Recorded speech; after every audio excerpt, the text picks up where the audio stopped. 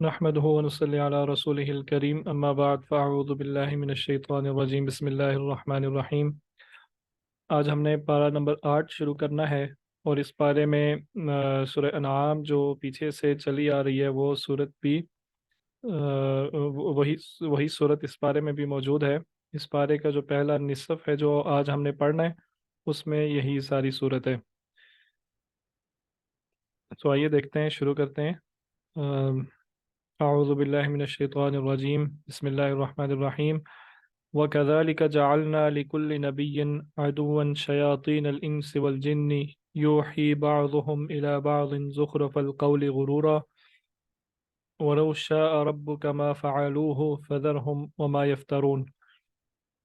اس آیت میں اللہ تعالیٰ نبی کریم صلی اللہ علیہ وسلم کو تسلی دے رہے ہیں کہ آپ کی یہ جو مخالفت ہو رہی ہے، جو آپ کے اوپر طرح طرح کے الزامات لگائے جا رہے ہیں، جو اعتراضات کیے جا رہے ہیں، تو آپ سے پہلے بھی لوگ جو بھیجے گئے تھے، آپ سے پہلے ہر نبی جو آیا ہے اس کی مخالفت کی گئی ہے، اس پہ بہتان باندھے گئے ہیں، اس پہ الزامات لگائے گئے ہیں، اور ہم نے شیاطین الانس والجن کہ انسانوں اور جنوں میں سے شیطان صفت لوگوں کو ہم نے ان نبیوں کا دشمن بنایا، یعنی وہ دشمن تھے۔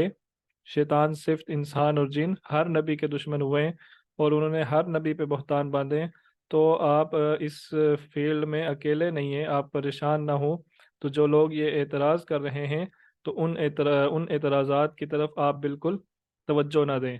جو الزامات آپ پہ لگا رہے ہیں ان پہ آپ بالکل آپ کی ان پہ اے نبی صلی اللہ علیہ وسلم آپ بالکل توجہ نہ دیجئے، آپ اپنا کام جاری رکھیں۔ اس کے بعد ہمیں اس بات کی طرف بھی اشارہ کیا گیا ہے کہ جو اکثریت ہوتی ہے، لوگ جو ہے وہ اکثریت دیکھ کے پیچھے چل پڑتے ہیں کہ آج کل ہوا کس طرف کی چل رہی ہے اس طرف ہو جاتے ہیں، کون سی پارٹی جیت رہی ہے اس طرف ہو جاتے ہیں، کون سا گروہ جو ہے وہ اس ٹائم جو ہے وہ پاپولر ہے اس کے پیچھے چل پڑتے ہیں۔ تو اکثریت جو ہے وہ ہمیشہ گمراہی کی طرف لے کے جاتی ہے۔ وَإِن تُطِيعُوا أَكْثَرَ مَنْ فِي الْأَرْضِ، اور اگر تم پیروی کرو گے جو زمین میں جن لوگوں کی کثرت ہے، يُضِلُّوكَ عَنْ سَبِيلِ اللَّهِ، وہ تمہیں اللہ کے راستے سے بھٹکا دیں گے۔ یا معاشر الجن یہ اس میں دو تین مختلف آیات مختلف جگہوں سے آیات لی گئی ہیں اسی پارے میں سے۔ ایک اور آیت ہے یا معاشر الجن والانس یا معاشر الجن قد استکثرتم من الانس۔ اللہ تعالیٰ قیامت کے دن جنات سے پوچھیں گے اور انہیں کہیں گے کہ تم نے تو انسانوں کے بہت سے انسانوں کی کثرت کو تم نے گمراہی پہ ڈال کے چھوڑا۔ تو ان باتوں سے ہمیں یہ پتہ چلتا ہے کہ جو اکثریت ہے ہر معاشرے میں ہر جگہ پہ زیادہ تر یہی ہوا ہے کہ باطل ہمیشہ کثرت میں ہوا ہے اور حق ہمیشہ تھوڑا ہوا ہے۔ ایک دفعہ ایک صحابی کو غالباً حضرت عمر رضی اللہ تعالیٰ عنہ نے یہ دعا کرتے ہوئے سنا کہ اے اللہ مجھے اپنے تھوڑے بندوں میں شامل کر، اے اللہ مجھے اپنے تھوڑے بندوں میں شامل کر، اپنے چند بندوں میں شامل کر۔ تو ان سے پوچھا کہ یہ آپ کیا دعا کر رہے ہیں اپنے چند بندوں میں شامل کر، یہ میری سمجھ میں بات نہیں آئی۔ تو وہ صحابی کہنے لگے کہ آپ نہیں دیکھتے کہ اللہ تعالیٰ قرآن میں کہتے ہیں تو قلیلا ما تذکرون قلیلا ما تشکرون، تھوڑے ہی لوگ ہیں جو شکر کرتے ہیں، تھوڑے ہی لوگ ہیں جو ایمان لاتے ہیں، تھوڑے ہی لوگ ہیں جو غور و فکر کرتے ہیں۔ تو میں اللہ تعالیٰ سے دعا کر رہا ہوں کہ اللہ مجھے ان چند بندوں میں، ان تھوڑے بندوں میں شامل کر جو تیرے مطلوب بندے ہیں۔ تو ہمیں بھی چاہیے کہ ہم اکثریت کا جو اکثریت کو چھوڑ کے، یعنی اکثریت کو نہ دیکھیں کہ کون تعداد میں زیادہ ہے کون تعداد میں کم ہے، بلکہ ہم یہ دیکھیں کہ کون حق پہ ہے اور کون باطل پہ، اس کو دیکھ کے فیصلہ کریں کہ کس کے پیچھے چلنا ہے۔ معیار حق شریعت ہے، نہ کہ اپنی عقل یا و اجداد کے تصورات۔ اپنے زندگی گزارنے میں، اپنے معاشرے میں جہاں بھی ہمیں ضرورت پیش آئے، اپنے مثال کے طور پہ رسم و رواج ہیں شادی بیاہ کے، یا اس کے علاوہ اور بھی اور کسی قسم کے رسوم و رواج ہیں، تو ان میں ہم کون کون سے کام کرتے ہیں، کون کون سی رسمیں ہوتی ہیں، یا جہاں پہ کوئی فوت ہو جائے اس موقع پہ آپ دیکھ لیں تو کون کون سی رسمیں ہوتی ہیں ہمیں کیا کیا چیز ہمیں دیکھنی چاہیے؟ معیار کیا ہے؟ معیار جو ہے وہ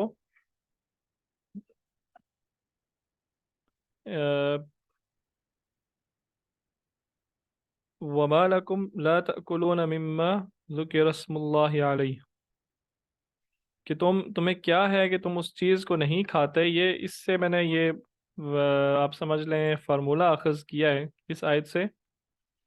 وہ آیت ہے وَمَا لَكُمْ لَا تَأْكُلُونَ مِمَّا ذُكِرَ اسْمُ اللَّهِ عَلَيْهِ، اور تمہیں کیا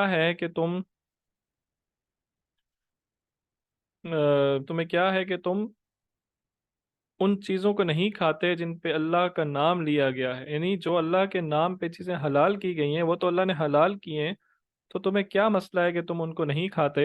وقد فصل لکم، اور تمہیں اللہ نے بتا بھی دیا ہے کہ یہ چیزیں حرام ہیں اور یہ حلال ہیں، تو پھر تم ان چیزوں کو کیوں نہیں کھاتے؟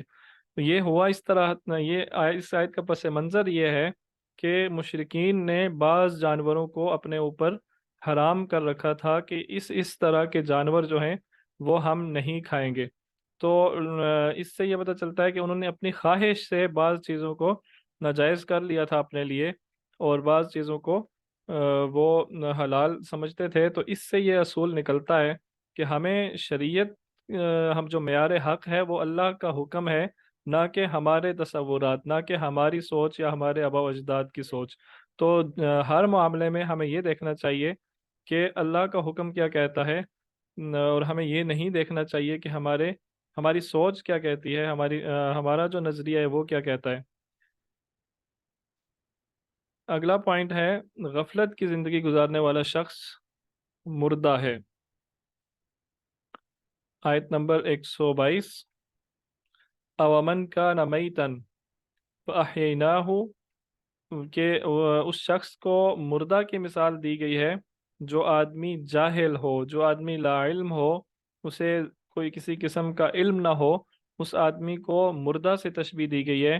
زندگی گزارنے کا کوئی فلسفہ نہیں ہے اس کے پاس، جانوروں کی طرح وہ زندہ رہتا ہے اور جانوروں کی طرح کھاتا پیتا ہے، جانوروں کی طرح سوتا ہے اور جانوروں کی طرح ہی مر جاتا ہے.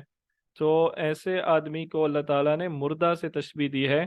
تو ایسے آدمی کے بارے میں کہا گیا ہے کہ وہ شخص جو مردہ تھا فَأَحْيَيْنَاهُ، ہم نے اسے زندہ کیا. کیسے زندہ کیا؟ وَجَعَلْنَا لَهُ نُورًا يَمْشِي بِهِ فِي الْأَرْضِ، ہم نے اسے بصیرت دی، ہم نے اسے زندگی گزارنے کا ایک اصول دیا، فلسفہ دیا، جس سے وہ ان لوگوں کے درمیان زندگی گزارتا ہے. کمن مثلہ فی الظلمات، اس شخص کی مثال اس کی طرح ہو سکتی ہے جو اندھیروں میں رہ رہا ہے. تو اس سے ہمیں یہ پتہ چلتا ہے کہ جو آدمی غفلت میں زندگی گزارتے ہیں، جن آدمیوں کا زندگی گزارنے کا کوئی فلسفہ نہیں ہوتا، جانوروں کی طرح زندگی گزارتے ہیں، وہ آدمی جو ہے ان کو اللہ تعالیٰ نے مردہ سے تشبیہ دی گئی ہے. تو غفلت کی زندگی سے نکل کر ہمیں بصیرت والی زندگی گزارنی چاہیے. اپنی زندگی کا کوئی نہ کوئی اصول بنانا چاہیے، کوئی نہ کوئی مقصد بنانا چاہیے، جس کو کوئی نہ کوئی نصب العین بنانا چاہیے، جس کو سامنے رکھ کر زندگی گزاری جائے. اس آیت کو آپ ذہن میں رکھیں گے اور آگے جا کے ہمیں یہ بھی پتہ چلے گا کہ انسان کی زندگی کا نصب العین کیا ہونا چاہیے، اور خاص طور پہ ایک مسلمان کی زندگی کا نصب العین کیا ہونا چاہیے. ہدایت یافتہ اور گمراہ ہونے والوں کی علامات، یعنی ہدایت یافتہ کون ہے اور گمراہ لوگ کون ہیں، اس کی علامت کیا ہو سکتی ہے. 125 نمبر آیت فَمَن يُرِدِ اللَّهُ أَن يَهْدِيَهُ يَشْرَحْ صَدْرَهُ لِلْإِسْلَامِ، اللہ تعالیٰ جسے ہدایت یافتہ کرتا ہے، جسے اللہ تعالیٰ ہدایت دینا چاہتے ہیں، اس کا سینہ اسلام کے لیے کھول دیتے ہیں، اس کا سینہ شریعت کے لیے کھول دیتے ہیں. اسلام کے احکامات اب اسے مشکل نہیں لگتے، اب اسلام کے احکامات سن کے اس کا دل تنگ نہیں ہوتا. اب وہ جب نماز کا وقت آتا ہے تو وہ پریشان نہیں ہوتا بلکہ خوش ہوتا ہے کہ مجھے اب اپنے رب کے حضور سجدہ کرنے کا موقع ملے گا. ایسا نہیں ہوتا کہ جب اذان کا وقت آئے تو اپنے کانوں میں انگلیاں دے لے اور اب وہ دل ہی دل میں یہ کہنے لگے کہ ابھی یہ مولوی جو ہے یہ کچھ دیر صبر نہیں کرتے، ابھی نماز پڑھ کے آیا تھا، ابھی پھر نماز کا ٹائم ہو گیا ہے. अभी फिर मस्जिद जाना पड़ेगा, फिर नमाज पढ़नी पड़ेगी, फिर ठंडे पानी से वज़ू करना पड़ेगा, फिर इस तपती धूप में बाहर निकलना पड़ेगा, वगैरह वगैरह। और जब रमज़ान आ जाए तो गोया कि हमारी जान जो है वो जाने लगती है कि अब पूरा महीना जो है वो अब रोज़े रखने पड़ेंगे, और रातों को लोगों को दिखाने के लिए, रातों को तरावियों के लिए भी खड़ा होना पड़ेगा। तो ऐसे ऐसे लोग, वमन युरिदिल्लाहु अन युदिल्लहु, अल्लाह ताला जिसको गुमराह करना चाहते हैं, यजअल सदरहु दय्यकन हरजन, और उसका सीना जो है वो तंग कर देते हैं, शरीयत के लिए, इस्लाम के लिए उसका सीना तंग कर दिया जाता है।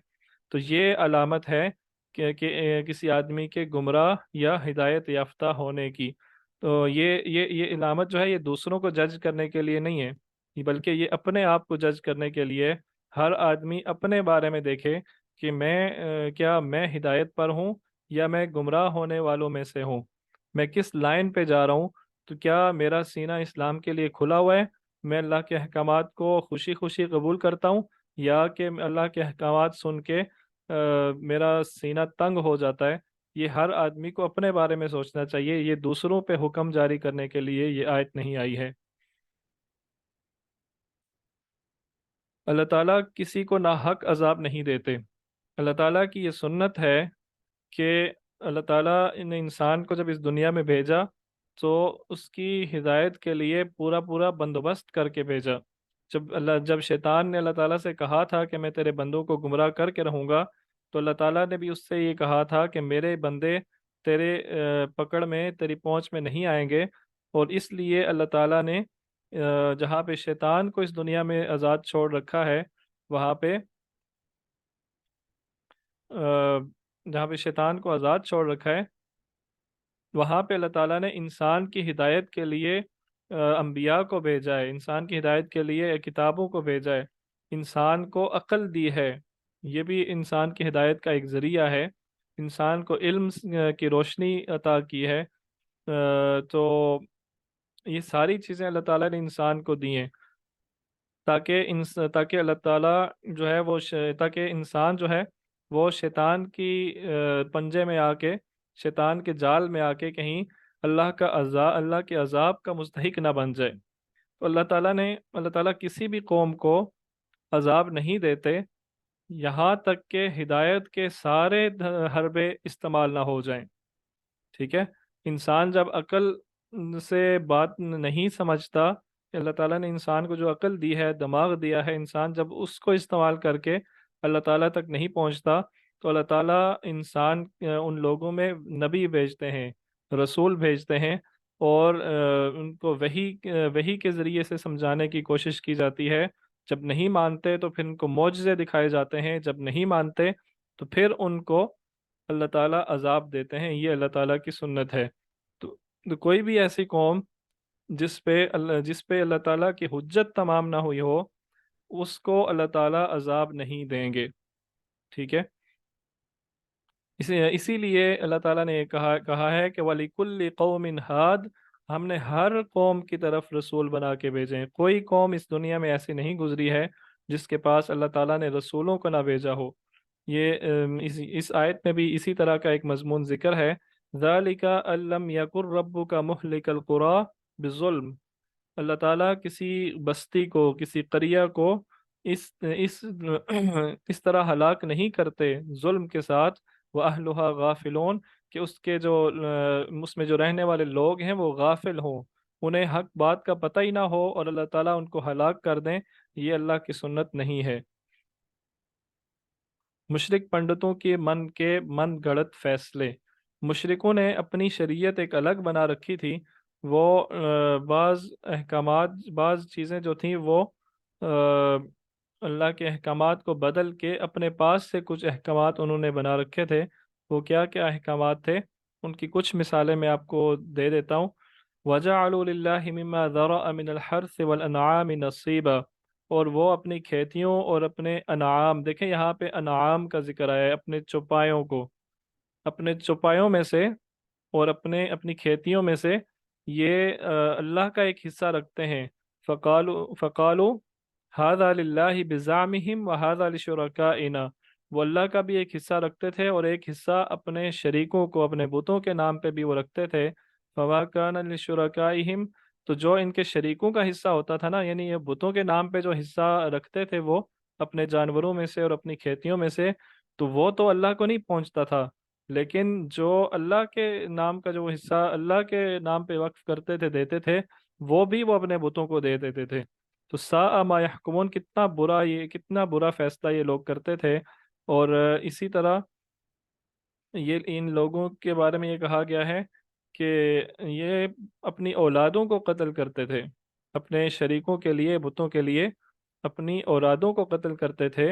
اور اس کے بعد ایک اور بات کہی گئی کہ وَقَالُوا هَذِهِ أَنْعَامٌ وَحَرْثٌ حِجْرٌ لَا يَطْعَمُهَا إِلَّا مَن نَّشَاءُ بِزَعْمِهِمْ، تو بعض جانور، یہ جو پہلے بھی ذکر گزر چکا ہے کہ بعض جانور انہوں نے ایسے رکھے ہوئے تھے کہ جن کا کھانا انہوں نے اپنے لیے حرام کر رکھا تھا۔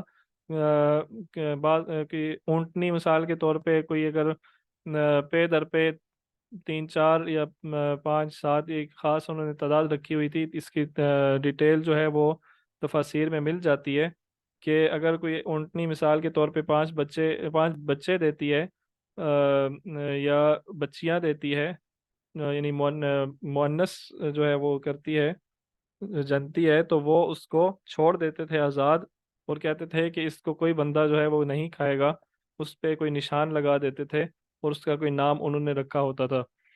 یہ جو پیچھے شاید گزر چکا ہے، ما جعل اللہ من بحیرۃ ولا صائبۃ ولا وصیلۃ ولا حام ولکن الذین کفروا، تو یہ من بحیرہ، صائبہ، وسیلہ، حام، یہ ان جانوروں کے نام ہیں کہ جن کو انہوں نے اپنے اوپر حرام کر رکھا تھا۔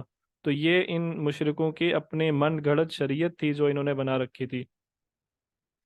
ہر چیز کی طرح شرک بھی اللہ کے حکم سے ہی ہوتا ہے۔ یہ مشرکین کا ایک گمراہ کن تصور تھا، جو تقدیر کو انہوں نے غلط طریقے سے سمجھا۔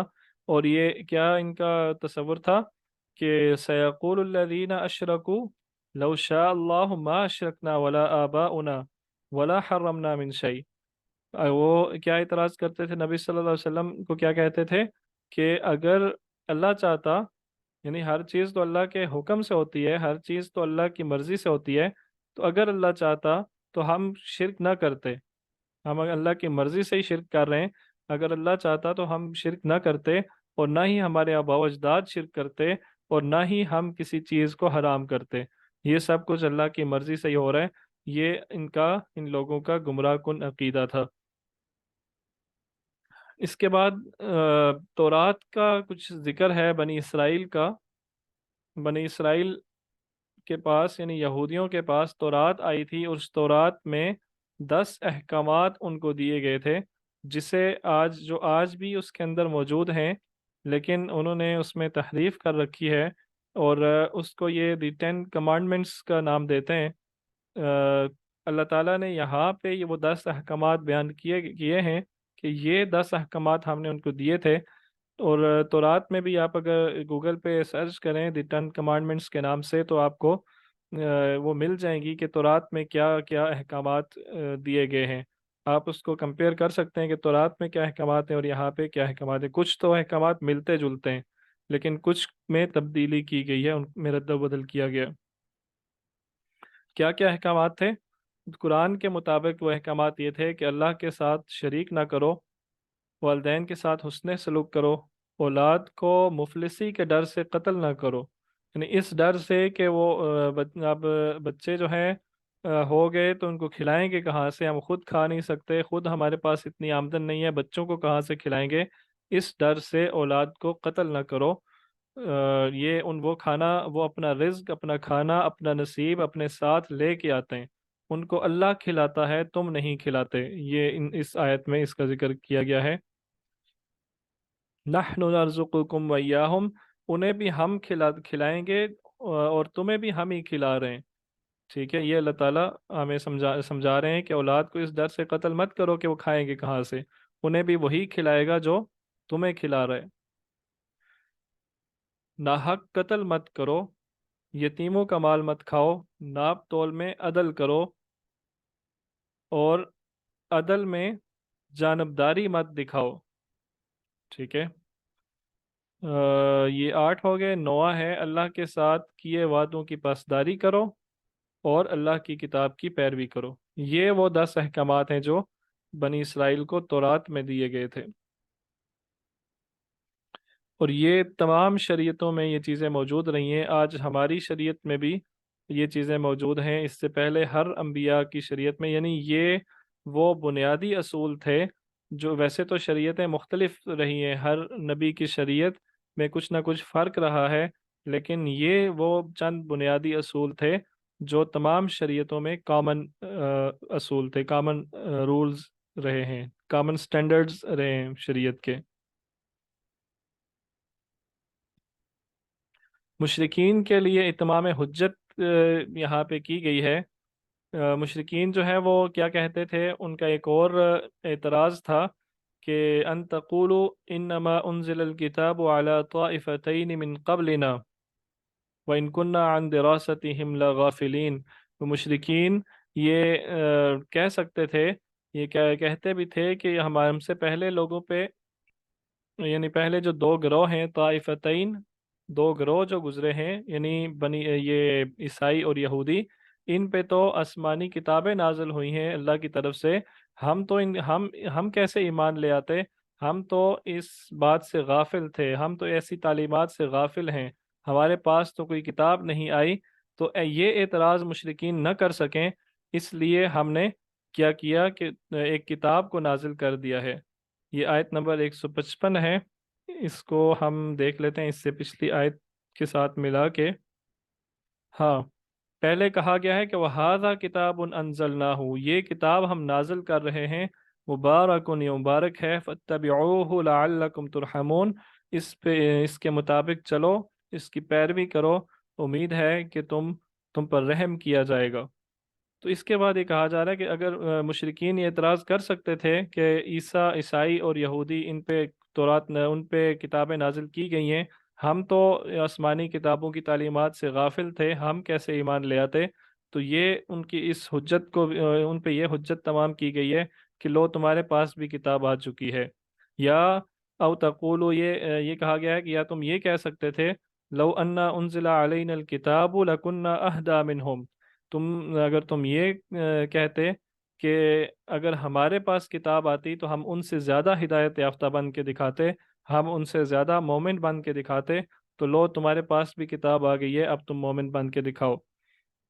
ठीक है। फ़क़द जाअकुम बय्यिनतुम मिर रब्बिकुम, अब तुम्हारे पास बहुत ही वाज़े हिदायत और रहमत तुम्हारे रब की तरफ से आ गई है, तो ये अब तुम मोमिन बन के दिखाओ।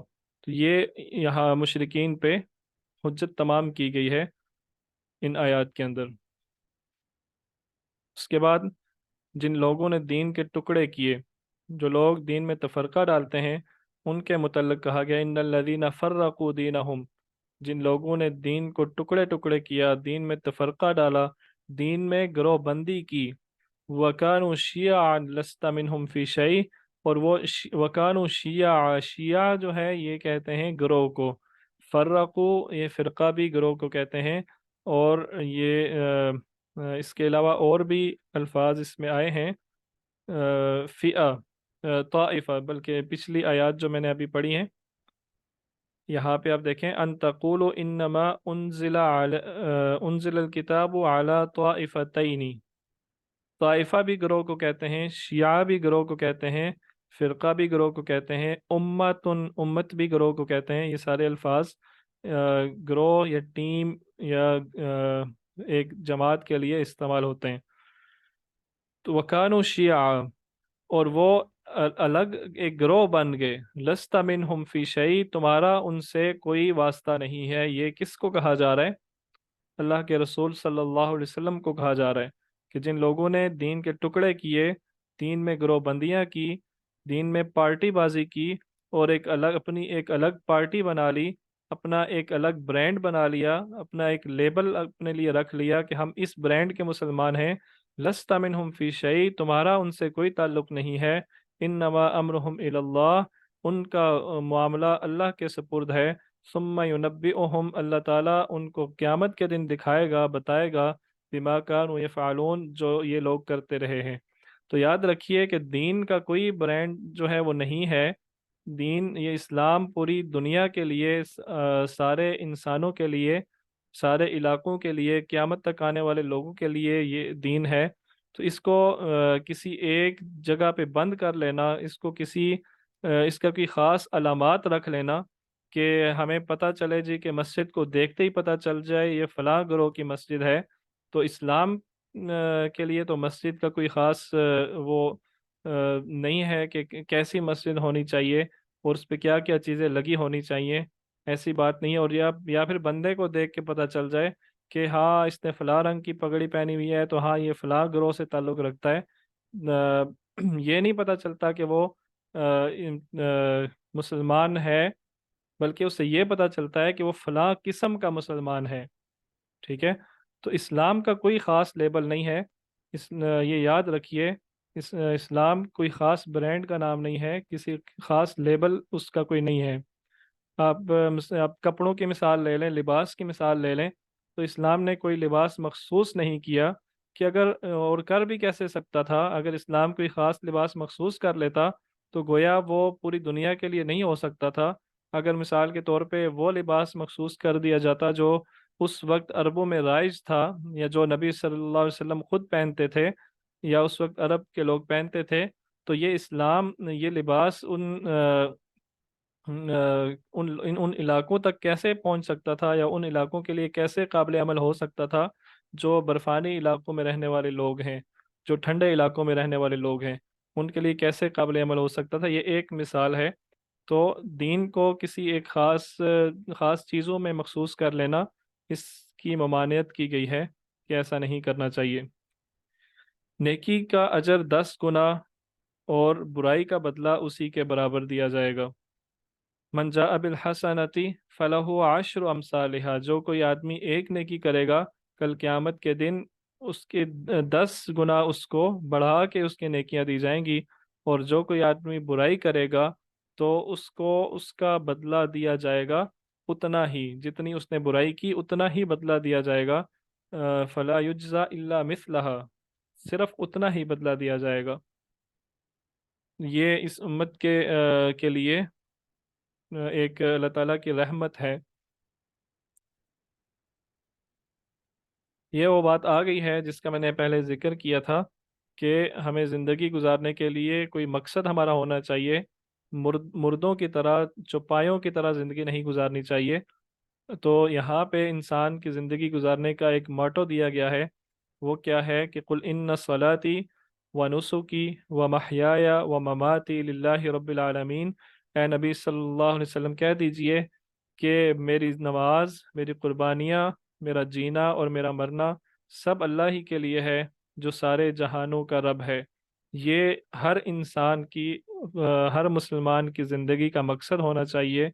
और उसको अपनी ज़िंदगी के मुख्तलिफ अदवार में, और ख़ास तौर पे आप कह लें कि हर रोज़ रात को ये सोचना चाहिए कि क्या मैंने आज जो काम किए हैं वो अल्लाह के लिए थे या नहीं थे। इंसान की सारी ज़िंदगी अल्लाह के लिए होनी चाहिए। इंसान का मरना, अगर वो मरे तो अल्लाह के लिए मरे, अगर वो जिए तो अल्लाह के लिए जिए। वो नमाज पढ़े, इबादत करे तो अल्लाह के लिए करे, और कुर्बानियाँ करे तो अल्लाह के लिए करे। ये इंसान की ज़िंदगी का मकसद होना चाहिए। तो यहाँ पे हमारी ये सूरह अनआम ख़त्म होती है, और इसके बाद सूरह आराफ शुरू हो रही है, ये हम कल देखेंगे। सूरह आराफ जो है इसमें इंसानी तारीख़ का बयान है। इसमें आदम अलैहिस्सलाम से लेके और फिर बाद में क़यामत के बाद आने वाले कुछ अहवाल का ज़िक्र है, वो इंशाल्लाह हम कल देखेंगे। तो अभी कुछ वक्त है, 5-7 मिनट, अगर किसी के कोई सवालात हैं तो अभी कर लें, नहीं तो फिर हम करते हैं बाद में। अगर कुछ टाइम बचा, अगर सवालात ज़्यादा हुए तो फिर दोबारा से मीटिंग को ज्वाइन कर लेंगे। अगर किसी के सवाल हैं तो बताएं जी। अब आप इसको अनम्यूट कर सकते हैं अपने माइक को। ये जो आपने बताया था कि इस्लाम के नाम पे अलग ब्रांड मतलब बना लेना इस्लाम के नाम पे ना, الگ پہچان کے لیے کہ فلانا جو ہے اس کا مطلب پتہ چلے کہ یہ فلانا اس کا ہے جی جی ملتا. تو اس کے بارے میں یہ آیت ہے کوئی لکھی ہوئی تھی؟ یہ آیت یوں ہے کہ ان الذین فرقوا دینہم وکانوا شیعا، جن لوگوں نے دین میں تفرقہ ڈالا اور ایک الگ گروہ بنا لیا. یہ تو اس آیت کی میں نمبر نے کون سی تشریح بتا کی ہے. رہے ہیں؟ یہ آیت نمبر ہے 159 159. ٹھیک ہو گیا.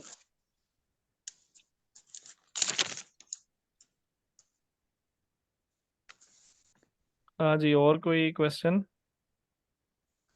فرقہ اچھا یہ بندی جو آپ نے بولا تھا جائز نہیں ہے جی. فرقہ بندی کے بارے میں پوچھ رہے ہیں. فرقہ بندی جائز ہے، فرقہ بندی جائز نہیں ہے. جو مسائل ہوتے ہیں نا شریعت کے، کہ ہاتھ کہاں باندھنا ہے، اوپر باندھنا ہے، نیچے باندھنا ہے، رفع یدین کرنا ہے نہیں کرنا ہے، یہ ایک الگ بات ہے.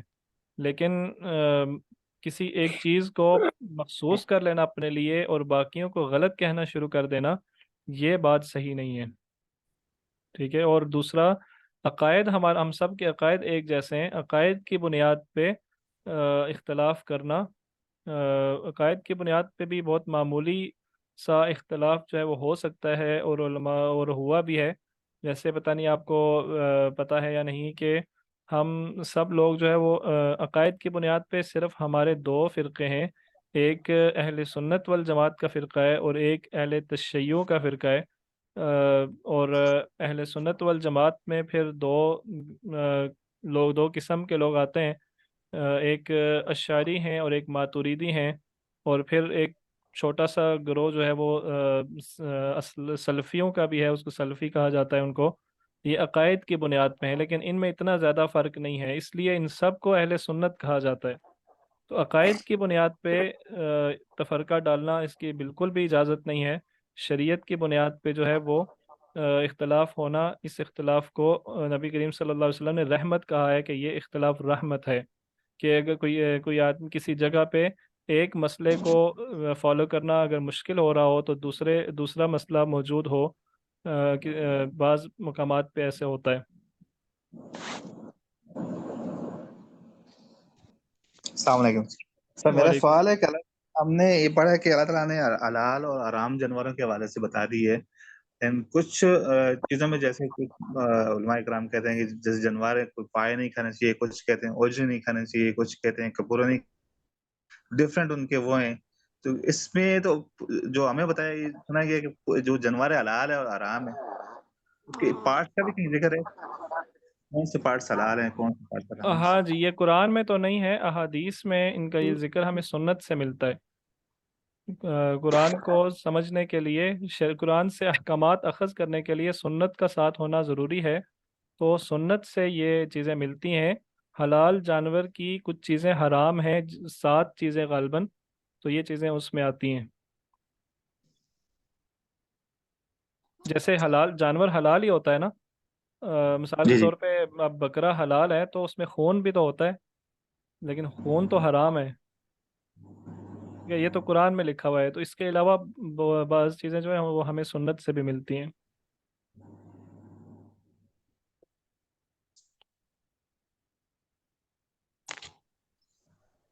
اچھا یہ آپ نے بولا تھا جی جی. ہدایت یافتہ اور گمراہ لوگوں کا فرق، کہ جو مطلب ایسے ہم دیکھ سکتے ہیں کہ جو اللہ تعالیٰ کی طرف سے ہدایت یافتہ ہے اس کا اللہ تعالیٰ اسلام کے لیے سینہ کھول دیتے ہیں، اور جو گمراہ لوگ ہیں وہ دور بھاگتے ہیں اس سے.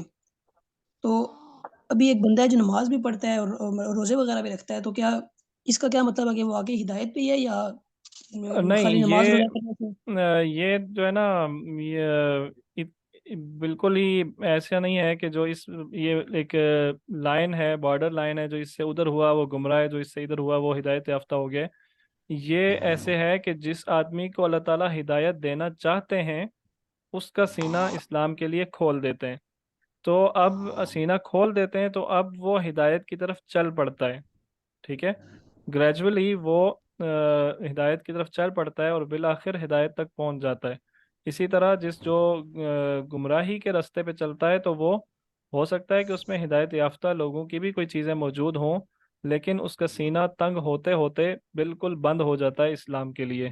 تو یہ اینڈ پوائنٹ اس کا کیا ہوتا ہے وہ ہمیں دیکھنا پڑتا ہے. تو ہمیں یہ دیکھنا چاہیے اپنے بارے میں کہ ہم کس طرف جا رہے ہیں.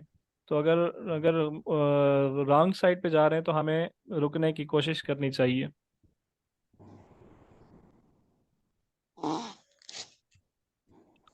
دعائے قنوت کا آپ نے پوچھا ہے کون سی پڑھنی چاہیے. دعائے قنوت ایک نہیں ہے، بہت سی دعائے قنوت ہیں مسنون. آپ ان میں سے کوئی بھی پڑھ سکتے ہیں، کوئی ایک پڑھنا کوئی ایک مخصوص نہیں ہے اس کے لیے. آپ اگر سر یوٹیوب پہ یہ پوچھنا چاہ رہی تھی کہ ہاں جی یہ اللہم اہدینی فیمن ہدی یہ والی، یا پھر جو ہم لوگ اللہم انا نستعینک کا جو کامن ہے ہم لوگوں کی سب دونوں پڑھتے ہیں دونوں ٹھیک ہیں، دونوں پڑھ سکتے اچھا ہیں. ٹھیک ٹھیک. یہ ہم نے نا نماز کو بہت ہی مخصوص کر رکھا ہے اپنے لیے بہت سی جگہوں پہ. بہت سے لوگوں کو یہ نہیں پتا کہ نماز کے آخر میں جو ہم دعا مانگتے ہیں یہ کون سی دعا ہے؟ اللہم ربنا، ہاں جی، ربنا آتنا فی الدنیا نہیں. ربنا جا- آتنا فی الدنیا۔ نماز کے آخر میں ہم کون سی دعا پڑھتے ہیں؟ رب رب جعلنی جعلنی پڑھتے ہیں. مقیم الصلاۃ ومن ذریتی ربنا وتقبل دعا. بہت سے لوگوں کو یہ نہیں پتا کہ نماز کے آخر میں صرف ایک یہی دعا پڑھنا جو ہے یہ ایسا نہیں ہے کہ صرف ہم یہی دعا پڑھنی چاہیے، اس کے علاوہ کوئی اور دعا نہیں پڑھ سکتے. آپ نماز کے آخر میں کوئی بھی مسنون دعا مانگ سکتے ہیں، کوئی بھی قرآنی دعا مانگ سکتے ہیں، اور ایک سے زیادہ دعائیں بھی مانگ سکتے ہیں. آپ بے شک آدھا گھنٹہ بیٹھ کے دعائیں مانگتے رہے نماز کے آخری حصے میں، تو یہ جائز ہے بالکل. اور اسی طرح ہمیں یہ بھی نہیں پتا کہ رکوع سے کھڑے ہو کے سمیع اللہ لمن حمیدہ ربنا لک الحمد اس کے علاوہ بھی کچھ پڑھا جا سکتا ہے.